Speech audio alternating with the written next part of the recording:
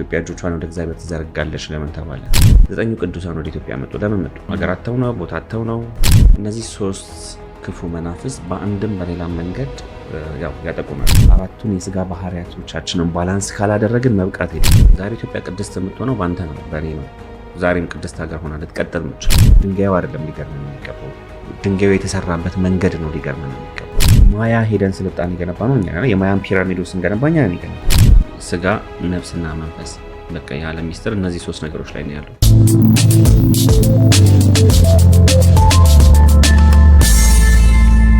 ያው መንፈስ ስንል ሰፊ ሀሳብ ነው። ብዙ አይነት መናፍስት አሉ ቤተክርስቲያን የምታስተምራቸው። እነዚህ ተብለው የተለዩ ክፉ መናፍስት አሉ። እንደው በሶስት እንኳን ለይተን ብናያቸው ያው ሳጥናኤል የወደቀው አለ፣ የእሱ ነገድ አለ። እሱ ውስጥ ያው የተከፋፈሉ ሌሎች ነገዶች እንዳሉ ሆነው ማለት ነው። ከዛ ደግሞ የወደቁት የሚባሉት 200ዎቹ የስማዚያ ነገዶች መጽሐፈ ሄኖክ ላይ የተጠቀሱት አሉ፣ 200ዎቹ ማለት ነው። ከዛ ደግሞ የዛር መንፈስ አለ፣ የዛር መናፍስት አሉ። እነዚህ ሶስት ክፉ መናፍስት በአንድም በሌላም መንገድ ያው ያጠቁናል። እንደ ግለሰብ እንጠቃለን፣ እንደ ቤተሰብ፣ እንደ ማህበረሰብ፣ እንደ አገር ደግሞ እንጠቃለን። ኢትዮጵያ ደግሞ ቅድስት ሀገር ስለሆነች ቅድስናን ስለማይወዱ እነዚህ ክፉ መናፍስት ኢትዮጵያን ደግሞ እንደ ሀገር ላለፉት 5000 ዘመናት ሲያጠቋት ኖረዋል። ስለዚህ ስለ አየር ስናወራ እነዚህ ነው ልናነሳ የምንችለው። የትኛው በየትኛው መንገድ ነው ኢትዮጵያን የሚያጠቃት፣ የትኛው በየትኛው መንገድ ነው ህይወታችን ውስጥ እየገባ የሚፈትነን፣ ያው በንግግራችን ላይ ያነሳናቸው ልንሄድ እንችላለን። ግን ከሶስቱ አንጻር ነው ልናየው የሚገባው። ምንድነው መሰለ ብዙ ጊዜ እንደዚህ አይነት ሀሳብ ሲነሳ ሰው ኬንያ ቅድስት አይደለችም ማለት ነው፣ ሁሉንም እኩል አይደል እንደፈጠረው የሚል ሀሳብ ይነሳል። እውነት ነው፣ ሰው ሁሉ እኮ ቅዱስ ነው አይደል? እግዚአብሔር በተመቅደስ ሆነን ስለተፈጠረን ያ መንፈስ ቅዱስ በህይወታችን ውስጥ አለ። እንደዛ ሆነን ስለተፈጠረን ግን እኛ የቅድስና ስራ እንሰራለን ማለት ግን አይደለም። ቅዱስ ሆነ ብትፈጠርም የቅድስና ስራህ ነው እያበቃህ የሚሄደው። የሰው ልጅ በክፋት በቅቶ እኮ ከሳጥናኤል ይበልጣል። በቅድስና በልጦ እና አባታችን አቡነ ተክለ ሃይማኖት ኢትዮጵያ ውስጥ የተነሱ ደጋግ ቅዱሳን አባቶች ቅዱስ የተባሉት እንደ መላእክት ክንፍ አውጥተው የበረሩት ሰማያትን የጎበኙት በቅድስናቸው በቅተው ከመላእክት ማዕረግ እኩልም በላይ የሚሆኑበት አጋጣሚ እንዳለ ሆኖ በክፋት ስትበቃም ከሳጥናኤል የምትበልጥበትም አጋጣሚ አለ። ስለዚህ እግዚአብሔር ኢትዮጵያ ላይ የተነሱ ነገስታቶች፣ ኢትዮጵያ ላይ የተነሱ አባቶች በነበራቸው የቅድስና ህይወት እንደ አገር በነበረን ህይወት ነው ኢትዮጵያ ቅድስት ሀገር ሆና መቆየት የቻለችው። ስለዚህ ለእግዚአብሔር ስትቀርበው እሱም ይቀርባል። እንደ አገር ለእግዚአብሔር ስለቀረብን ኢትዮጵያ እጆቿን ወደ እግዚአብሔር ትዘረጋለች ለምን ተባለ? ኢትዮጵያ እጅ ኖሯ ዘርግታ አርቆ አይደለም።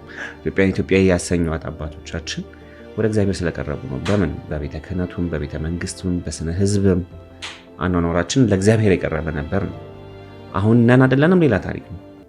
ኢትዮጵያ ግን እንደ ሀገር ቅድስት የነበረችበት ዘመን ነበረ። እሱንም በመሆኗ የያዘቻቸው የቅድስና ስፍራዎች አሉ፣ እርሶች አሉ፣ እውቀቶች፣ ጥበቦች አሉ። ሰርተው ለፍተው ሆነው ያመጡት ነገር ነው። አሁን ዛሬ እኛ ሆነን በእኛ ትውልድ ኢትዮጵያ ቅድስት ሀገር አልነበረችም ማለት አንችልም። ዛሬ ያለውን ነገር እያየን ዛሬ ኢትዮጵያ ቅድስት የምትሆነው በአንተ ነው፣ በእኔ ነው። ዛሬም ቅድስት ሀገር ሆና ልትቀጥል የምችለው። ስለዚህ ትናንት አባቶቻችን ያደረጉትን ዛሬ እኛ በምናደርገው ነገር ላይ ተነስተን ቅድስት አልነበረችም ማለት አንችልም። ኢትዮጵያ ቅድስት ሀገር ነበረች፣ እውነት ነው። የትኛውም ዓለም ላይ የሌሉ 9 ቅዱሳን ወደ ኢትዮጵያ መጡ። ለምን መጡ? ሀገር አጥተው ነው? ቦታ አጥተው ነው? እንደነ ማጄላን ምናምን አሜሪካ ምናምን መሄድ አቅቷቸው እኮ አይደሉም። ቅዱሳን ለምን ወደ ኢትዮጵያ ይሰባሰባሉ? ቅድስት ሀገር ስለሆነች ነው አይደለ? ወደ ቤተ መቅደስ የምትሄደው ለምንድን? ቅዱስ ስፍራ ስለሆነ ነው። ስለዚህ ለቅድስና የሚተጉ ሰዎች፣ ለመንፈሳዊ ህይወት የሚተጉ ሰዎች ወዴት ይሄዳሉ? ወደ ቤተ መቅደሱ ይሄዳሉ። ስለዚህ ቅዱሳንን በተለያየ ዘመን ወደ ኢትዮጵያ ሲመጡ ኢትዮጵያ ቅድስት ሀገር ስለሆነች ነው። በእስልምናውን ብንሄድ ልክ እንደዛው መንፈሳዊ ሀገር ስለሆነች ነው። ነገስታቶች እኮ ልክ የእግዚአብሔርን ስርዓት መሰረት አድርገው ነው ስርዓታቸውን የገነቡት። እግዚአብሔር የሁሉም አባት ነው አይደለም? የጻድቃኑም የኃጥኡም የሁሉም አባት ነው። ልክ እንደዛው እኛም የሁሉ አባት ነን የሚል አስተሳሰብ ነበራቸው ነገስታቶቻችን። ይህንን የተቀረው ዓለም ያውቃል። ሌላው ዓለም ሲያጠፋቸው እኮ ነቢዩ መሐመድ ተከታዮቻቸው ወደ ኢትዮጵያ የላኩት ለዛ ነው። በዛ ዘመን የነበሩት ህዝቡ ተቀብሎ የራሱ አድርጓቸው አኖራቸው አይደለ? ቅድስና ይሄ ነው። ስለዚህ ዛሬ ላይ ምናልባት ልክ እንደ ትናንትናው እንደ አባቶቻችን ኢትዮጵያን ቅድስት የሚያስብል ወይም ቅዱስ የሚያስብል ነገሮች ላንሰራ እንችላለን። የኛ ጥፋት ነው። ነገ የሚሰራ ትውልድ ከመጣ ኢትዮጵያ ቅድስት ማትሆንበት ብዙ ናቸው። በጣም እንደሆነ አይምሮ ውስጥ የመጣልኝን ስነግር ግን እንደው 3 አባቶችን ብናነሳ ንጉስ ቅዱስ ላሊበላ በጣም የሱ ታሪክ በጣም የሚገርመኝ ታሪክ። ያው የመጀመሪያው የትህትና ህይወቱ፣ ለመንፈሳዊ እውቀት የነበረው ትጋት እንግዲህ ያው የልጅነት ህይወቱን ገዳም ገብቶ ተምሮ ነው የወጣው። ለነገሩ እሱ ብቻ ሳይሆን ብዙ ነገስታት አብዛኞቹ ነገስታቶቻችን መጀመሪያ ገብተው አገር በቀል የሆነውን እውቀት ተምረው ስነ መለኮትን ተምረው የቤተክርስቲያኗን አገር በቀል የምንለውን እውቀት ተምረው ከጨረሱ በኋላ ሲበቁ ነው ወደ ቤተ መንግስት የሚገቡት እና በዛ ህይወት ውስጥ ነው ያለፈው ቅዱስ ንጉስ ላሊበላ። ከዛ የነበረው ህብረት ዛሬ እኮ እናንተ አንድ ላይ መስራት አቅቶናል አይደለም? ሰማያ ሰማያት ላይ ካሉ ቅዱሳን መላእክት ጋር ተዛምደ ተስማምተ ህብረት ፈጥረ አብረህ መስራት ይቅርና ማለት ነው። ከዚህ በላይ ብቃት አለ? መብቃት አለ? ዛሬ እኛ ራሳችን እንኳን አላበቃንም ማለት ነው። ከሰዎች ጋር በቅተን አብረን ለመስራት ማለት ነው። እንደ ሀገር አብረን እየኖርን ነው። እንደ ማህበረሰብ፣ እንደ ጎረቤት ከራሳችን ጋር ተስማምተን እየኖርን ነው። የኛ አባቶች ግን ከራሳቸው አልፎ ከህዝባቸው አልፈው ከሌሎች ጎረቤት ሀገራቶች አልፈው ሌላ ፕላኔት ላይ ካሉ ቅዱሳን መላእክት ጋር ህብረት ፈጥረው መስራት ችለዋል። ከዚህ በላይ የሚገርምና የሚደንቅ ነገር የለም። ድንጋዩ አይደለም ሊገርመን የሚገባው፣ ድንጋዩ የተሰራበት መንገድ ነው ሊገርመን የሚገባው። እነዛ ፍልፍል አብያተ ክርስቲያናቶች የተሰሩበት መንገድ ነው የሚያስደንቀው። በዛ ላይ በጣም ዲሞክራት ነበር።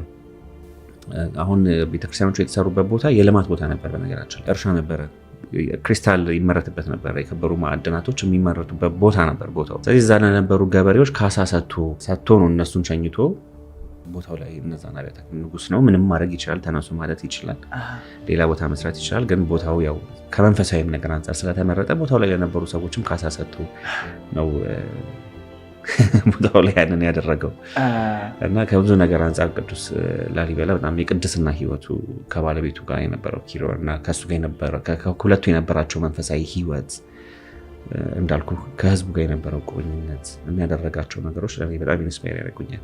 ፍሪመሰን ሲባል እንሰማለን አይደለም? ሚስጥር ማህበረሰብ ውስጥ ያለው አንደኛው ክፍል ፍሪመሰን ወይም ነፃ ገንቢዎች የሚባሉት ነፃ ገንቢዎች፣ እነሱ ማስኖች ማለት ነው።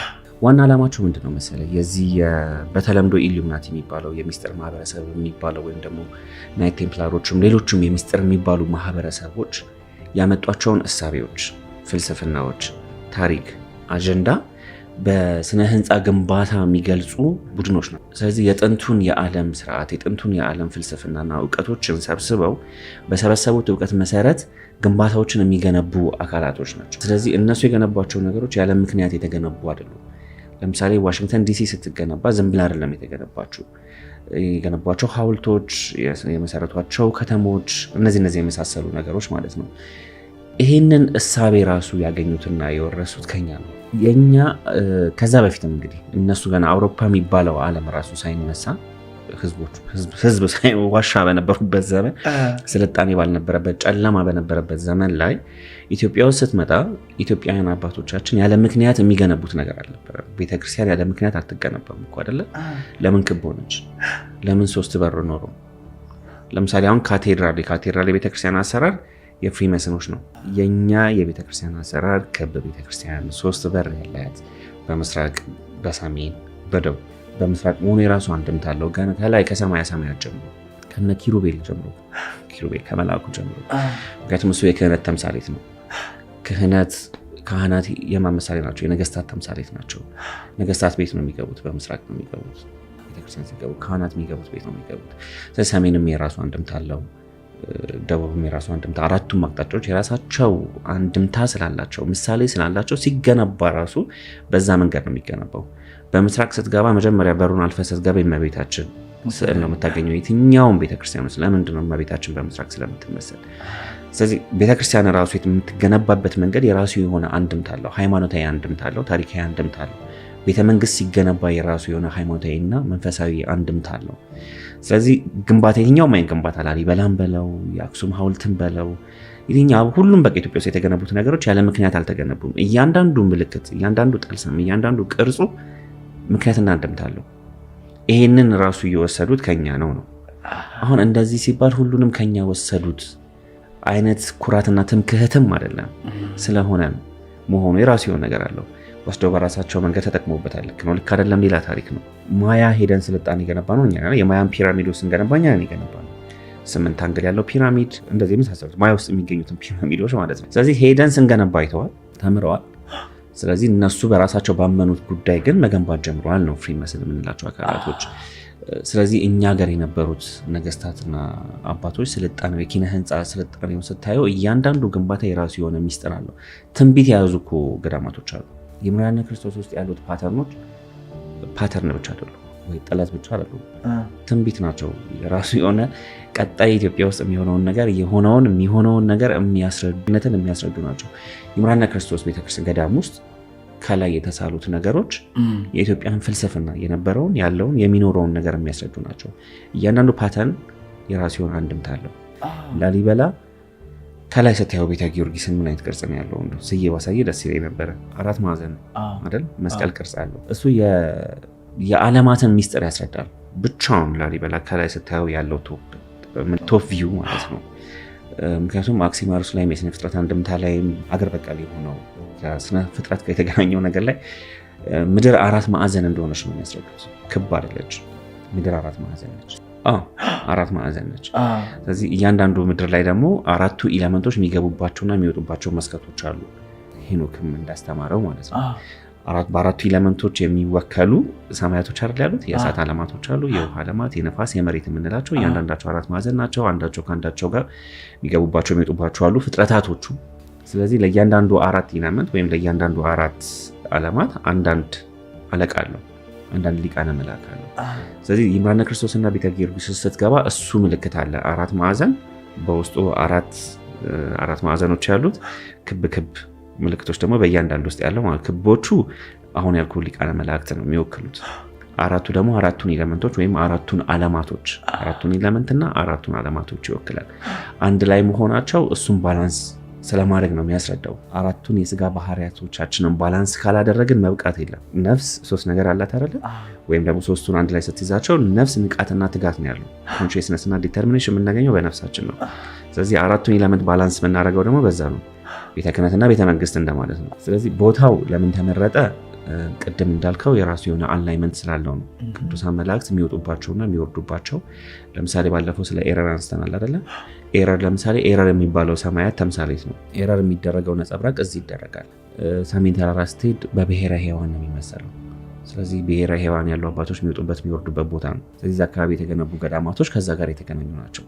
ስራውም አንላይን የሚያደርገው ልክ እንደዛ ነው።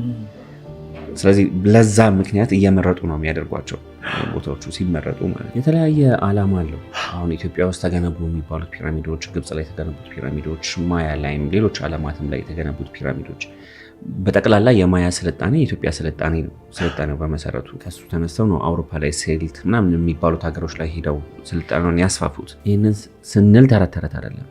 የብራዚል አርኪኦሎጂስቶች ራሳቸው የአሜሪካን አርኪኦሎጂስቶች ቆፍረው መርምረው አጥንተው አርኪኦሎጂካል በሆነ መንገድ ያረጋገጡትን ነገር ነው የምናወራው። ይሄ ዶክመንትድ ሆኖ ተጽፏል። ኦንላይንም ገብቶ ሪሰርች ቢያደርጉ ሊያገኟቸው የሚችሏቸው ኢንፎርሜሽኖች አሉ። የታተሙ መጽሐፍቶች አሉ። በዚህ ጉዳይ ላይ አርኪኦሎጂካል የሆኑ መረጃዎች አሉት። ሜክሲኮ የነበረው ኦልሜክ የሚባለው ሐውልት አለ ጭንቅላት፣ ሜክሲኮ አደባባዩ ላይ የነበረው ትልቅ ጭንቅላት አሁን 5 ኪሎ ብሔራዊ ሙዚየም ውስጥ ያለው ማለት ነው። እሱ የሜክሲኮ መንግስት ለኢትዮጵያ መንግስት እንደ ስጦታ የሰጠው ነው፣ ይህንን አክኖሌጅ ለማድረግ። ስለዚህ ተቆፍረው የወጡ አርኪኦሎጂካል መረጃዎች የማያ ስልጣኔ ኢትዮጵያ ስልጣኔ እንደሆነ አረጋግጠዋል። ፒራሚዶቹም ልክ እንደዛው። ፒራሚድ ሲባል እኔ መደንገጥ የለብንም። የሆነ ሰሞን ላይ ይሄ ኢሉሚናቲ ነው የሚባሉ ወሬ በጣም በሚናፈስበት ዘመን ሳምቡሳ ብሎ ኢሉሚናቲ ነው ይባል ነበር። ፒራሚድ ምንድነው? አንደኛው ነገር የሚያደርጉት ነገር ምንድነው መሰለህ? በተለይም አሁን ምዕራቡ ዓለም ላይ አሉ የምንላቸው አካላቶች ይወስዷቸውና ይጠቀሟቸውና እንድትፈራቸው ነው የሚያደርጉ እንጂ ምንም ሶስቱን ባህሪያተ ነፍስ ሊወክል ይችላል እኮ ፒራሚድ ብቻ መሆኑ አይደለም ጉዳዩ። እሱን ወስደው ተጠቅመውበታል። አዎ። ስለዚህ ፒራሚድን ሲገነቡ የሚገነቡባቸው ዋነኛ ነገሮች ለመንፈሳዊ ስራዎች ነው አባቶች ይገነቡት የነበረው። አባ ተስፋ ስላሴ ሞገስም እንዳስቀመጡት ማለት ነው። የስታር አላይመንት አላቸው። ልክ አሁን ቤተክርስቲያንም ስታይ እኮ ከላይ የፒራሚድ ቅርጽ ነው ተስሎ ብታየው። ዋናው ትልቁ አንድምታ ምንድን ነው መሰለህ? የሶስት ነገሮችን አላይመንት ለመግለጽ ነው። ስጋ፣ ነፍስና መንፈስ። በቃ የዓለም ሚስጥር እነዚህ ሶስት ነገሮች ላይ ነው ያለው። ሰልፍ አክቹዋላይዜሽን የሚባለው ነገር በግለሰብም ደረጃ ብታየው ስጋ፣ ነፍስና መንፈስ አላይን ሲያደርጉ ነው ሙሉ ሰው የምትሆነው፣ ሙሉ መንግስትም የምትሆነው እነዚህ ሶስት ነገሮችን ስታሟላ ነው። የስጋ ባህሪያቶች አሉ አይደል? እነዚህ አራቱ በቃ እሳትና ውሃ አይታረቁም። ምክንያቱም እያንዳንዳቸው ሶስት ጸባይ ያላቸው፣ ሶስቱም ከሶስቱ ጋር አይስማሙም፣ አይዛመዱ። ስለዚህ አምባገነን ያልሆነ ቸር ገር ሁሉንም የሚያስታርቅ ሁሉንም የሚያስማማ መንግስት ለመሆን ሶስቱን ነገሮች ባላንስ ማድረግ መቻል አለብን። ከመንፈስ ጀርባ ያሉትን ባህሪያቶች፣ ከነፍስ ጀርባ ያሉትን ባህሪያቶች፣ ከስጋ ጀርባ ያሉትን ባህሪያቶች ማለት ነው። እነዚህን ሶስት ነገሮች ነው የሚገልጸው። ስለዚህ ስነ መንግስትም ስንል ሁሉንም ነገር ለምሳሌ ከቅዱሳን መላእክት ጋር እኮ አንላይን ለማድረግ መብቃት መቻል አለብህ አይደል? ሰልፍ አክቹዋላይዜሽን ማለት ነው። 10 የብቃት ደረጃዎች አሉ ብላ ቤተክርስቲያን ታስተምራለች። እነዚህ 10 የብቃት ደረጃዎች ሶስቱን ባላንስ በማድረግ የሚመጡ ነገሮች ናቸው። ስጋና ነፍስና መንፈስህ አንድ ላይ ባላንስ ሲያደርጉ የስጋ ባህሪያቶችን ባላንስ ለማድረግ ያስችላል። በእሳትና በንፋስ በእሳትና በውሃ መካከል ያለውን ልዩነት ራሱ ለማስማማትና ለማዛመድ ማለት ነው። ስለዚህ ፒራሚድን እንደ አንድ ጠልሰም ይህንን ለመግለጽ ይጠቀሙበት ነበር። ይህንን ደግሞ መጽሐፍቶችን ላይ ታያለህ፣ ሌሎችም ነገሮች ላይ ይታያሉ። ፒራሚዶችንም ቤተመንግስቶችንም ዋሻዎችን ለምን ይጠቀሙባቸው ነበር? ለመንፈሳዊ ስራ ይጠቀሙባቸው ነበር። ምንድነው መሰለ አሁን ቅዱሳን መላእክት ጋር አብረው ሆኖ የሰሯቸው ፒራሚዶች አሉ። ክፉ መናፍስት የሚባሉትን ደግሞ አሰርተዋቸዋል ነው ራሱ ግንባታው ላይ የግንባታው ሂደት ላይ። ይሄ ጠቢቡ ሰለሞንም ልክ እንዳደረገው ቤተ መቅደሱን ሲገነባ ክፉ መናፍስትን ሲያሰራቸው እንደነበረ ማለት ነው። ይሄንን መርበብተ ሰለሞን የሚባል መጽሐፍ አለ። እዛ ላይ በደንብ ያትተዋል እንዴት ያሰራቸው እንደነበረ፣ ሲያሰራቸው የተጠቀመባቸው ጸሎቶች የሚያነሳ መጽሐፍ ነው መርበብተ ሰለሞን። ከሱ መጽሐፍ ጋር ተያይዞ የሚነሱ አሉታዊ ነገሮች አሉ። ዞሮ ዞሮ ዋናው ልንረዳው የሚገባው ነገር ሁሉም ፍጥረት የተፈጠረው ለማን ነው? የሰው ልጅ አስገዝቶ እንዲጠቀምበት የፈጠረልን እንድንገዛውና እንድንጠቀምበት ነው። በቃ ስልጣኑ አለ። ክፉ መናፍስትን አዛ አንተ ማድረግ ለምትፈልገው ነገር ለማድረግ ሰጥቷል። ስልጣን ስሙን ሰጥቷል። በቃ እግዚአብሔር በሚለው ስም ብቻ ምንም ነገር ማድረግ ትችላለህ። የእምነት ጉዳይ ነው። ስለዚህ አባቶቻችን እሱን ተጠቅመውበታል ነው። ክርስቲያኑን ተጠቅመውበታል። ክፉ መናፍስትን ተጠቅመውባቸዋል። የዛር መናፍስቶችን እኮ ባሪያ አድርገው ያሰሯቸው ነበር። ዛሬ እነሱ ባሪያ ያደረጉን እንጂ ማለት ነው። እኛ እነሱ ላይ ሰልጥናን ነበር፣ አለቃ ነበረ ለዛኛውም ዳይሜንሽን ማለት ነው። ስለዚህ እናሰራቸው ነበር። አሁን ማን ነው የሚያሰራ? 200ዎቹ የወደቁት የሚባሉት መላእክት አይደሉም። እንደ መላእክት ወገን የተቆጠሩት የስማዚያ ነገዶች በርባኖስ ስር ሆነው እኮ እያስገዙን ነው እኛን። አሁን ሴክሬት ሶሳይቲ ያለም አሰራር ምናምን የምትለው ነገር ከዚህ ጋር ተያይዞ የሚመጣ ነገር ነው። በሰዎች ላይ አድረው እኛን እየገዙን ያሉት እነማን ናቸው? የዛር መንፈስና እነዚህ 200ዎቹ የስማዚያ ነገዶች ናቸው። ሰብኮንሺየስ ማይንዳችን ይዘውት ማለት ነው። እኛ እነሱን ማሰራት ሲገባን እነሱ እኛን እያሰሩን ከእግዚአብሔር ስርዓት አውጥተው ቅድስት ሀገር ከተባለው ሲስተም ውስጥና ስርዓት ውስጥ አስወጥተውን አሁን በእነሱ ስርዓት ውስጥ ነው ፍሎ እያደረግን ያለ ነው። ስለዚህ አባቶቻችን ፒራሚድንም ተወው፣ በቃ እንደ ዓለም የተፈጠሩበትን ዓላማ ተወጥተው እነሱንም ሌሎቹንም አዘው ማሰራች ነው ነበረ ነው። ስለዚህ ይሄኛው ከሌላ ኮንቴክስት ሊታይ አይገባም። እሳቸውን በጻፉበት መንገድ ላይ ብዙ ሰዎች አሁን ይሄ የሴጣን ስራ ነው ብሎ የሚያነሷቸው ነገሮች አሉ። የሴጣን ስራ አይደለም። እግዚአብሔር የሰጠህን እውቀት፣ እግዚአብሔር የሰጠህን ጥበብ ተጠቅመህ ከቅዱሳን መላእክት ጋር መስራት ትችላለህ። እነዛንም ማሰራት ትችላለህ። እጽዋቱንም ማሰራት ትችላለህ።